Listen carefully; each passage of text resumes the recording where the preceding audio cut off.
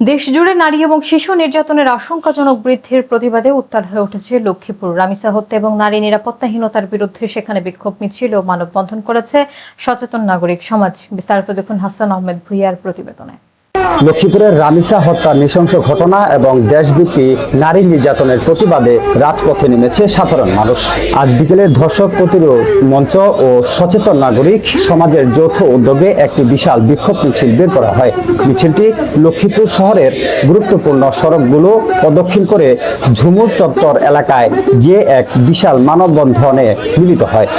মানববন্ধনে অংশ নেওয়া বিক্ষোভকারী নারী নির্যাতন বন্ধ কর, ধর্ষকদের সর্বোচ্চ শাস্তি চাই এবং রামিসা হত্যার বিচার চাই সমন্বিত বিভিন্ন প্রতিবাদী স্লোগান ও ফেস্টুন প্রদর্শন করেন। সমাবেশের বক্তারা ক্ষোভ প্রকাশ করে বলেন, একের পর এক রামিসা হত্যার মতো মর্মান্তিক ঘটনা ঘটলেও অপরাধীরা পার পেয়ে যাচ্ছে, যা পুরো সমাজকে নাড়িয়ে দিচ্ছে। তারা অবিলম্বে রামিসা খুনের হত্যায় জড়িত সকল অপরাধীকে দ্রুত গ্রেফতার ও দৃষ্টান্তমূলক শাস্তির দাবি জানান। একই সাথে নারী ও শিশুদের জন্য নিরাপত্তা পরিবেশ নিশ্চিত করতে দেশজুড়ে শক্তিশালী সামাজিক আন্দোলন গড়ে তোলার আহ্বান জানান আয়োজকরা।